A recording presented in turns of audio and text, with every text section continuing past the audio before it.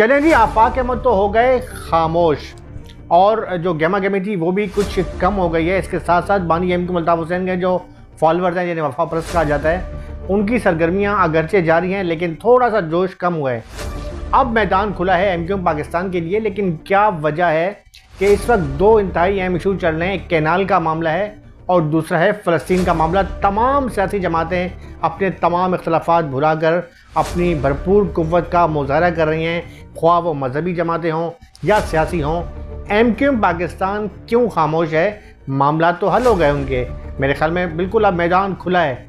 इसकी वजह क्या है, क्या खामोशी है और आगे क्या होने वाला है, यही आज का जो मेरा व्लॉग है उसका मौजू है। उम्मीद है आपको पसंद आएगा। अपने भाई आफ्ताब हुसैन और फार्म साफ़ी को लाइक करें, सब्सक्राइब करें, इसी से मेरी हौसला अफजाई होती है।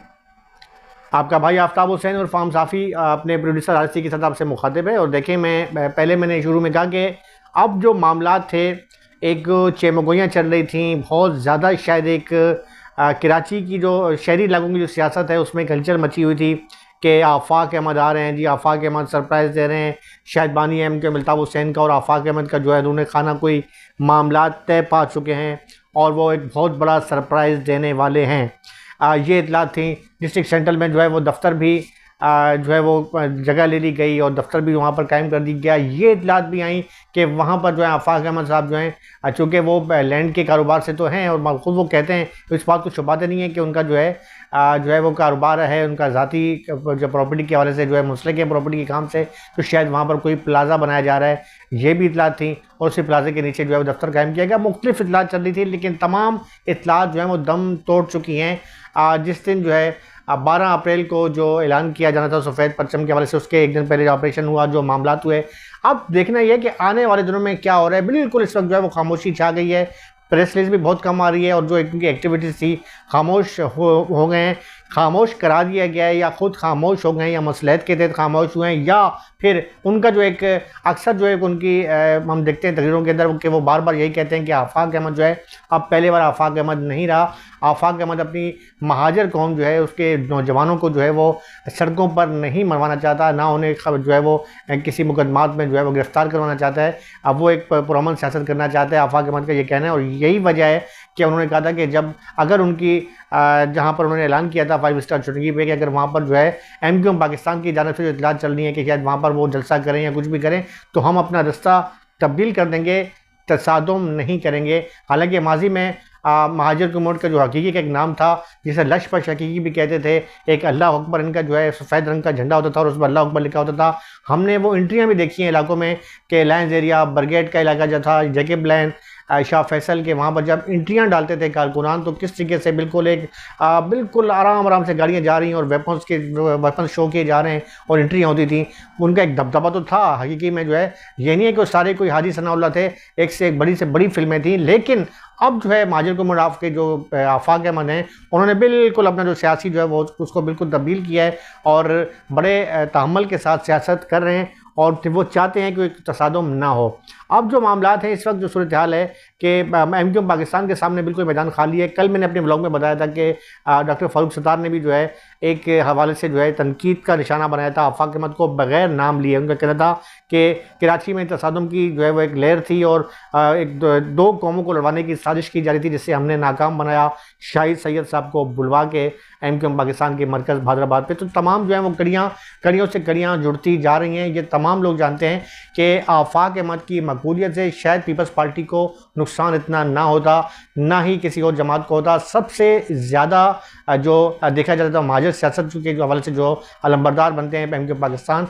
उनको ये बात तो है कि एम क्यू पाकिस्तान के पास सीटें भी हैं, कौमी असम्बली में भी सीटें हैं, सूबाई असम्बली में भी। हम ये भी नहीं कहेंगे कि उनके पास जो है लोग नहीं हैं, उनके पास जो है उनका एक अपना वोट बैंक तो है। ये बात का मसला है कि जो इलेक्शन कैसे हुए, क्या मामला थे, किसके ज़रिए, वो उस फैसले में नहीं पढ़ना चाह रहा। लेकिन हम ये नहीं कतई तौर पर कहेंगे कि एम क्यू पाकिस्तान के पास वर्कर नहीं है या एम क्यू पाकिस्तान के पास लोग नहीं हैं।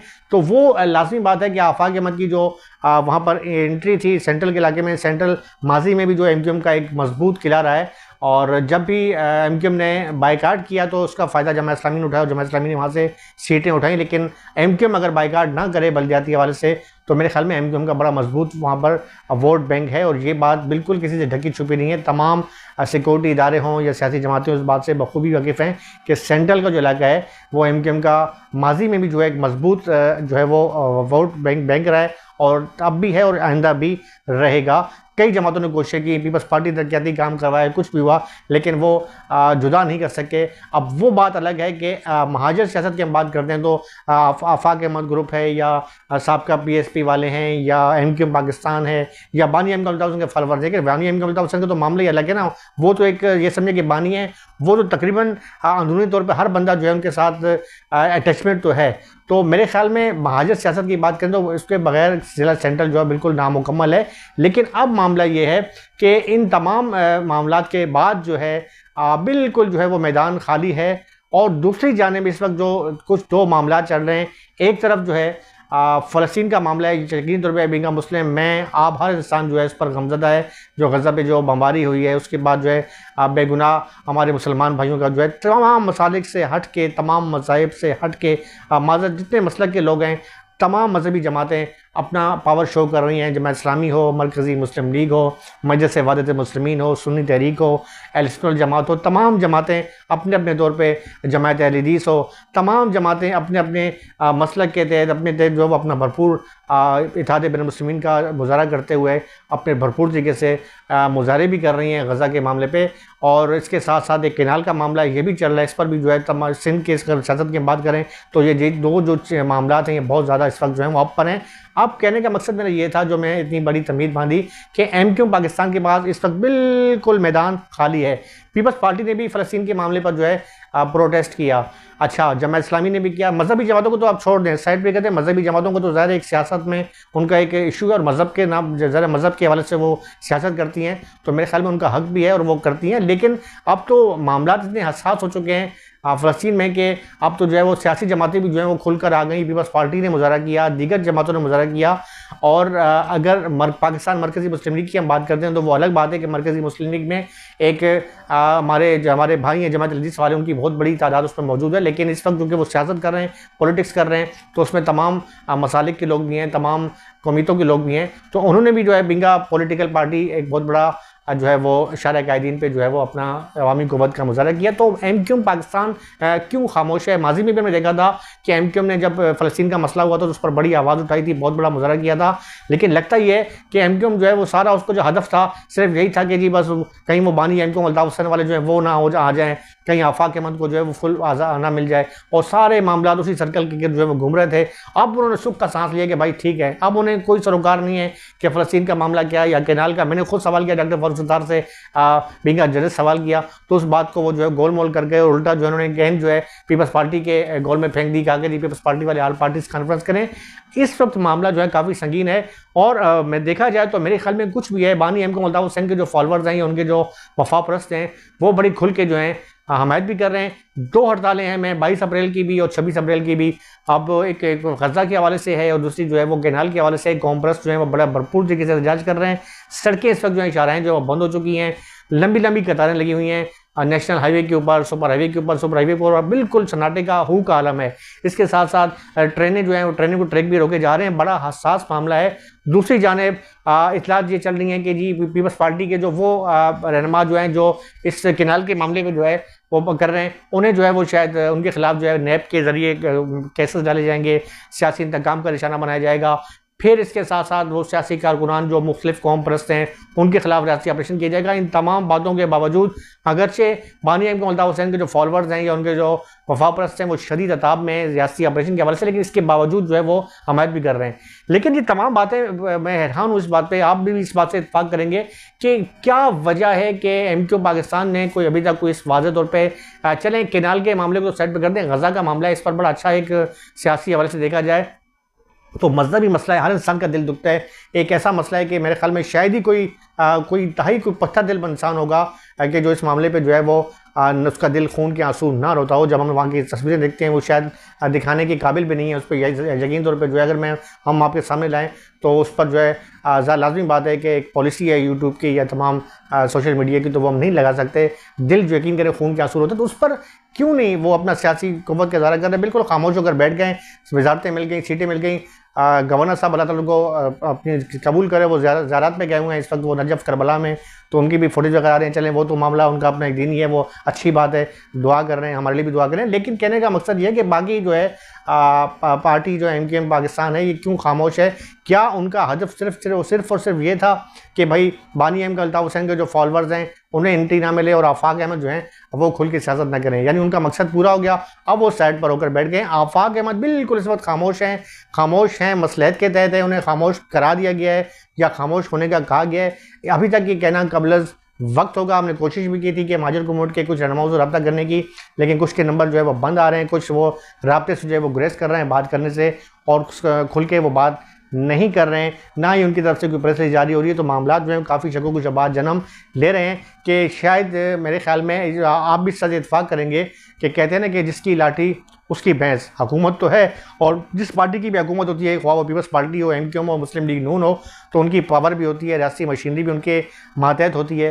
तो शायद कुछ ऐसी झलक दिखा दी गई है, आफाक अहमद साहब को कह दिया गया कि अभी फ़िलहाल आप खामोश हों, और कुछ रिमोट कंट्रोलर के ज़रिए जो रिमोट कंट्रोल करते हैं बटन दबा दिया गया कि बस अब बहुत हो गया, आप खामोश हो जाएं। लेकिन MKM पाकिस्तान के पास एक अच्छा मौका है, लेकिन दोनों इन मामलों के ऊपर वो ना तो हक नाल के मामले पे कोई अपनी वाज़ह पॉलिसी सामने ला सकी है, और ना ही गज़ा का जो मामला चल रहा है इस पर जो है मजहबी जमातें प्रोटेस्ट कर रही है, नहीं कर पा रही। लेकिन ये 22 अप्रैल और 26 अप्रैल जो है इंतहाई अहम है। मैं फिर कहूँगा कि मैं आपको ये नहीं कह रहा कि जैसे पहले कहता था कि सरप्राइज़ आने वाला है, मैं अब बार बार कह के थक गया हूँ। सरप्राइज़ नहीं है, इन दिनों में कुछ भी अल्लाह खैर करे, पाकिस्तान की अल्लाह हिफाजत करे। एक तरफ जो है बानी अहमद अल्ताफ़ हुसैन के फॉलोअर्स हैं वो भी हैं, और हो सकता है कि एन मौके पे आफाक अहमद जो हैं वो कोई ऐलान कर दें हड़ताल की हमायत का। हड़ताल की हमायत के दौरान जो है वो कोई अपनी सियासी क़ुव्वत का मुज़ाहरा करें, चाहे वो आफाक अहमद है। आप देख रहे हैं कि मुख्तलिफ कराची में जो है वो लग गए बैनर लग गए हैं जिन पर जो है अहले आने कराची की जानिब से जो है वो मजम्मत की गई है। कैनाल के मामले पर जो है वो जगह जगह जो बैनर लग गए हैं। तो यकीनी तौर पर पस पर्दा जो है इसके या तो बानी अहमद अल्ताफ़ हुसैन के फॉलोअर्स हैं या महाजर मूवमेंट है, क्योंकि MKM पाकिस्तान तो जो है ना वो खुल के मुखालफत कर रही है ना खुल के हमायत कर रही है, बिल्कुल अपने आप को उसने साइड पे किया हुआ है। तो ये दोनों जमातें होंगी। लग यही रहा है कि 22 अप्रैल हो या 26 अप्रैल, जिस पे गज़ा का मामला है या किनाल का मामला है, जो मुख्तलिफ इतलात चल रही हैं कि एहतजाज के हवाले से सिंध में, तो इस पर जो है दोनों जमातें अपनी भरपूर ताकत का मुजाहरा करने जा रही हैं। ये खामोशी जो है इससे ये ना समझा जाए कि इस खामोशी को जो है बिल्कुल ही लोग जो है खामोश हो गए, इसके पीछे या तो कोई लावा पक रहा है या कोई बहुत बड़ा जो है तूफ़ान आने वाले सियासी तूफ़ान, जिसे मैं कहूँगा, अपनी ताकत का मुजाहरा होगा। देखें कि क्या होता है। अप्रैल अब भी अहम है, और जैसा कि जो बार बार मैं कह रहा था कि दिसंबर से हम शुरू थे कि जनवरी में सरप्राइज़ है, फिर फरवरी आया, मार्च आया, अब देखते हैं कि अप्रैल में क्या सरप्राइज़ आता है महाजर कौमी महमूद की जानिब से या बानी अहमद अल्ताफ़ हुसैन की जानिब से। लेकिन बहरहाल इन तमाम मामलों में पीपल्स पार्टी तो अगरचे कुछ ना कुछ जो है वो कर ही रही है, लेकिन MKM की जो खामोशी है वो कई सवालात को जन्म ले रही है। अपने भाई आफ्ताब हुसैन और फाम साफ़ी और मेरे प्रोड्यूसर हारिस सिद्दीकी और मेरी पूरी टीम को इजाज़त दें। अल्लाह हाफ़िज़। पाकिस्तान जिंदाबाद।